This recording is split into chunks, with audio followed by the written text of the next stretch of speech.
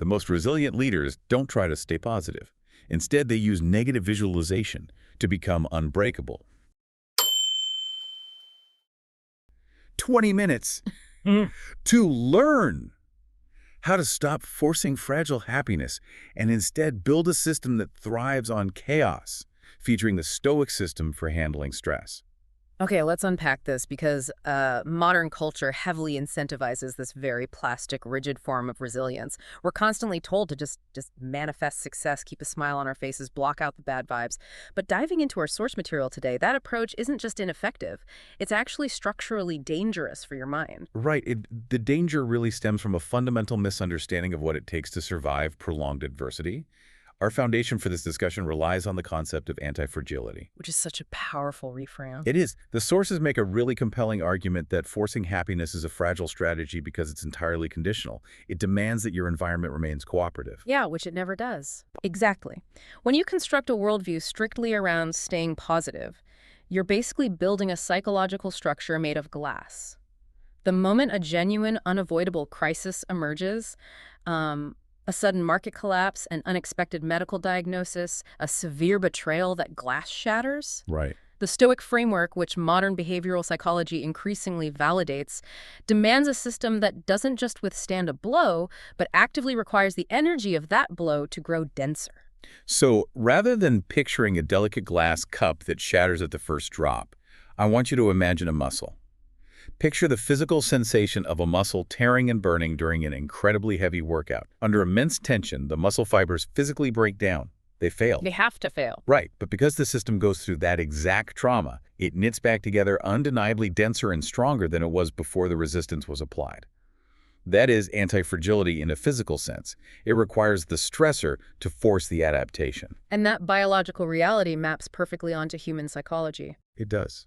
And our source stack points to 10 specific Stoic strategies for handling stress this exact way. Today, our mission is to extract the 7 core tactical meat concepts provided in the research to help you build this exact anti-fragile mindset. We are shifting from a defensive posture where life is just something to be endured to a highly offensive, adaptable framework. These 7 concepts operate as highly practical, battle-tested algorithms. They're meant to rewire how the human brain processes uncertainty and friction. Okay, that was the foundational reframe. Now, let's move to the first point of our Stoic system, Amor, fati. Now, most of our listeners are probably already familiar with the translation, love your fate. But the sources highlight a deeper neurobiological and psychological shift that happens when you practice it. It isn't just about tolerating a bad situation. No, not at all. Tolerating an event still implies an underlying layer of resistance. When something devastating happens, the human default is to immediately dedicate massive amounts of cognitive energy to wishing it hadn't happened. Oh, absolutely. The whole why me spiral. Right. We loop through why me and this shouldn't be happening. That internal friction consumes the exact mental bandwidth you need to actually solve the problem. Amor fati bypasses that friction entirely. By changing the relationship to the obstacle. Yes. It suggests that this obstacle is not blocking your path. The obstacle has literally become the path. You accept the event as the precise fuel required to practice resourcefulness or courage. But wait, let's stress test that for a second. If a founder's company is abruptly going bankrupt, or someone gets a devastating personal setback telling them to desire that outcome borders on toxic positivity, how does this actually apply in extreme high-stakes adversity without sounding totally delusional? That's the crucial distinction. It avoids delusion because it doesn't demand you pretend the situation is pleasant. Amor fati is a utilitarian function, not an emotional one. Got it. It is the cold, calculated recognition that since the event has already occurred, the only logical move is to extract utility from it. You are stripping the event of its power to cause suffering by deciding in real time that you will weaponize the setback for your own development. So you don't have to enjoy the bankruptcy. Not at all. But you must aggressively desire the lessons in restructuring and crisis management that the bankruptcy forces you to learn. That distinction makes it a highly aggressive mental posture rather than a passive one. You are actively metabolizing the pain. To lock this concept into your mental framework right now, save this one-liner. Don't just survive it, deeply desire it. Desire is the mechanism that neutralizes the anxiety. Once you actively want the challenge, you are no longer a victim of circumstance. You become an active participant using the chaos as raw material. That aggressive posture feeds directly into how we anticipate the future. Let's move to the second tactic, premeditatio malorum, or negative visualization. What's fascinating here is the underlying psychology of visualizing the worst-case scenario. We exist in a business and wellness culture completely obsessed with visualizing success. Vision boards everywhere. Exactly. Sitting down to intentionally map out everything going catastrophically wrong sounds deeply counterintuitive to modern sensibilities. The immediate assumption is that focusing on disaster will simply breed chronic anxiety. Sure. But the clinical perspective presented in the sources reveals it as a primary tool for psychological unbreakability. When you refuse to look at the worst-case scenario, it doesn't go away. It lingers in the back of your mind as an undefined, shadowy monster, generating a constant low-level hum of dread. But doesn't dragging that monster into the light and vividly imagining your business collapsing just spike your cortisol anyway? How does staring at the disaster not just paralyze you with fear? Because of the difference between rumination and structured visualization, rumination is passive. It's just letting panic bounce around your skull. Negative visualization is active and analytical. You drag the monster into the light so you can measure its teeth. You map out the exact sequence of the disaster, and in doing so, you define the absolute floor of the situation. The absolute floor. Right. You realize that even in the worst-case scenario, losing the client, getting fired, facing public embarrassment, you still survive. The anxiety evaporates because the crushing weight of uncertainty has been entirely removed. It effectively removes the sting of surprise. I want you to imagine standing on the exposed deck of a ship in the middle of the ocean. Suddenly, freezing, violent rain starts to pour down, and the wind begins violently thrashing the boat. For anyone else on that ship, this is a moment of sheer, blinding panic. Pure chaos. Right, but because you already sat in your cabin hours ago and visualized this exact terrifying storm, you don't feel panic. Instead, you feel the calm, internal warmth of knowing you already mapped out exactly where the lifeboats are. You expected the storm, so the storm has zero psychological leverage over you. That preparation functions as cognitive armor. You aren't shocked by the storm, and you aren't resentful of the rain. You are simply executing a contingency plan you developed when your heart rate was at a resting baseline. Here's where it gets really interesting. Because managing that heart rate often requires stepping outside of the immediate environment entirely. Let's look at tactic number 3, the view from above. This is an exercise in radical perspective shifting, aiming to reveal just how small our daily crises actually are. The biological mismatch in our modern environment is severe. We are wired to treat immediate, minor social problems as literal life or death threats. Like getting a passive-aggressive email. Exactly. A passive-aggressive email from a vendor or a missed flight triggers the same biochemical cortisol dump that a predator jumping out of the brush would have millennia ago.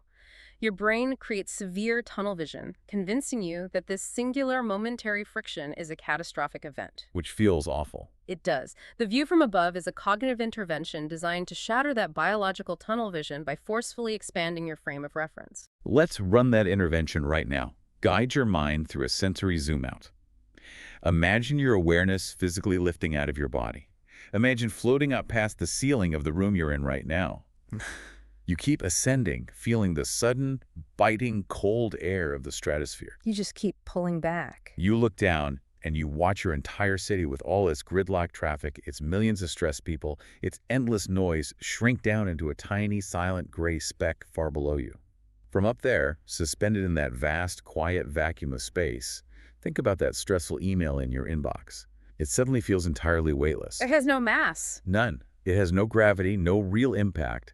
It is just a tiny, invisible blip of data on a speck of a planet. Achieving that immense psychological distance dissolves the emotional charge of your immediate stressors.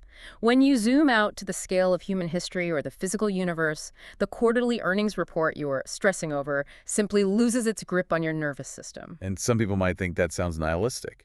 Right, but this isn't intended to induce nihilism where nothing matters. It is intended to be deeply liberating. It frees up the cognitive resources you were wasting on panic, allowing you to actually address the problem without the suffocating weight of false life or death importance. Halfway through our tactics, let's move to point 4, the control dichotomy. Seeing how small things are naturally leads to realizing how little of the universe we actually direct.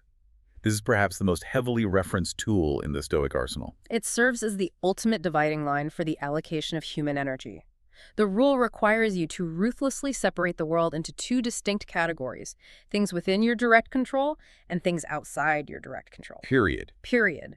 You must then aggressively hoard your mental energy, spending it exclusively on the first category. You control your impulses, your daily output, your integrity, and your responses. You do not control macroeconomic trends, the weather, traffic jams, or the unexpressed opinions of your colleagues. We spent so much time on that second group. The vast majority of modern psychological suffering is generated by attempting to control or manipulate that second category. It seems like a simple concept, but the application is incredibly difficult. We burn so much daylight fighting ghosts. If my flight is delayed by 4 hours due to a storm, my brain instinctively wants to be furious at the airline, the weather, the universe. But getting angry achieves absolutely nothing. If you want to pin this concept to your mental bulletin board, take this beyond. If you don't control the weather, stop yelling at the sky. Yelling at the sky changes nothing about the barometric pressure. It only exhausts the person doing the yelling. Internalizing the control dichotomy plugs the holes where you are leaking vital energy into the void. So you accept the delay. The delay itself is outside your control. What remains strictly inside your control is how you deploy those unexpected 4 hours at the terminal. You draw a hard, impenetrable boundary around your sphere of influence. Everything outside that boundary is classified as irrelevant noise. Which brings a natural progression to tactic number 5. If we are pulling all of our energy inward to focus only on what we control, we have to ensure that internal environment is heavily fortified. This is voluntary discomfort. The source material explicitly highlights the physical nature of this tactic, specifically pointing to taking cold showers to engineer baseline resilience. Modern infrastructure is entirely engineered to eliminate friction. We have instantaneous climate control, algorithmic food delivery, infinite on-demand distraction. It's all just way too easy. The philosophical argument here is that continuous, unbroken comfort actively decays human capability. It lowers your baseline so drastically that even minor, everyday inconveniences begin to register as severe hardships. Like the Wi-Fi being slow for 2 minutes. Exactly. To counteract this decay, you must practice voluntary discomfort. By strategically injecting measured doses of physical or psychological stress into a controlled environment, you systematically inoculate your nervous system against involuntary suffering in the future. And nothing forces that inoculation quite like the shower dial. Think about the exact, breathless shock of turning the water all the way to ice cold. Imagine the sharp, involuntary gasp for air as the freezing temperature hits your chest. The stinging needles of water relentlessly hitting your skin. Your brain is screaming at you to stop. Every single deeply ingrained survival instinct in your brain is screaming at you to panic, to step out, to turn the hot water back on and return to comfort. But you don't. You force your breathing to slow down. You deliberately drop your heart rate. And suddenly you feel this slow, powerful warmth radiating from the inside out, the absolute undeniable rush of taking total conscious control over your own nervous system's panic response. You are directly intervening in your brain's fear circuitry. When you routinely provide your nervous system with empirical evidence that you can tolerate freezing water or controlled fasting or intense physical exhaustion, the abstract fears of the modern workplace begin to shrink in proportion. They just don't register the same way. Right. If your baseline for panic has been recalibrated by the visceral shock of the cold shower, the prospect of a difficult negotiation with a client simply does not register as a threat. You have manually raised the threshold of what it takes to break your focus. That physical grounding shifts perfectly into our next mental framework, which sounds morbid on paper but is actually a tool for massive prioritization. Tactic number 6, Memento mori. Remember, you will die. This raises an important question. Why would an operational philosophy designed for resilience dedicate so much bandwidth to the contemplation of death? In contemporary society, we actively sanitize mortality. We hide it, we refuse to speak about it, and we operate under the subconscious assumption that we possess an infinite reservoir of tomorrows. We think we have all the time in the world. The daily reminder of impending death is not deployed to induce depression. It is deployed to manufacture an undeniable burning urgency. Recognizing that today could literally be the final entry in your timeline strips away the trivial administrative nonsense that consumes most of our waking hours. So rather than a dark shadow over your life, it functions as an aggressive filter for where you deploy your attention.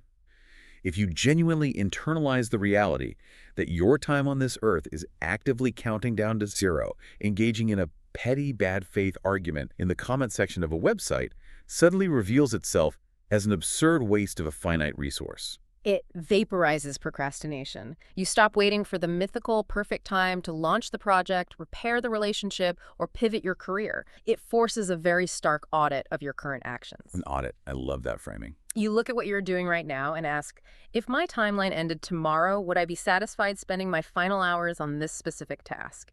If the answer is no, it compels an immediate correction of your trajectory. It is the ultimate antidote to sleepwalking through your own existence. Okay, let's bring this all together with the final piece of the architecture. Tactic number 7, journaling. Now, this is not the passive documentation of your day. The source material frames this as a highly tactical dialogue with the self. The unexamined human mind is a highly chaotic environment. When anxieties, professional fears, and unresolved frustrations are left to bounce around in the echo chamber of your own head, they multiply. They compound into an overwhelming, formless sense of dread. Because you can't see the edges of it? Precisely. Journaling is the mechanical act of arresting those swirling, abstract thoughts and physically pinning them down onto a page. The cognitive mechanic at play here is the separation of emotion from the objective event. Writing forces you to translate vague panic into concrete, articulated syntax. It's the difference between fighting a ghost and fighting a machine. As long as the anxiety remains just a feeling in your chest, it is formless, meaning you can't attack it. But the second you write down, I am terrified because the supply chain delay means we might miss the Q3 launch, you have turned a formless emotion into a mechanical problem. And mechanical problems can be disassembled. Yes, you can literally reverse engineer them. You can adjust the timeline, source a secondary vendor, alter the launch scope. It functions as an objective third-party audit of your own internal impressions.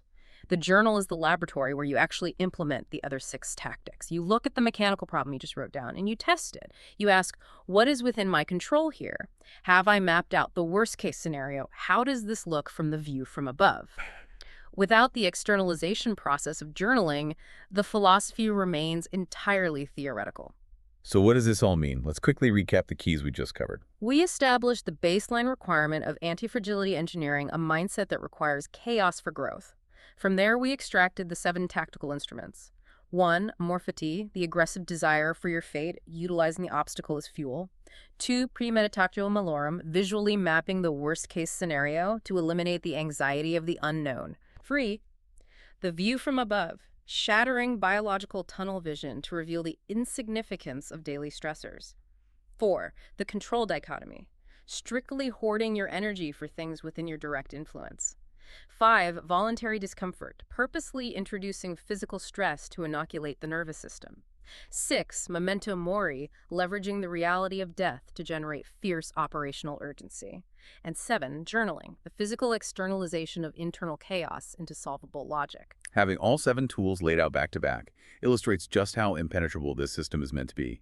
You transition from a reactive organism just dodging whatever the environment throws at you into a locked-down, proactive processing engine. If we connect this to the bigger picture, the entire framework points toward one definitive underlying thesis in the source material.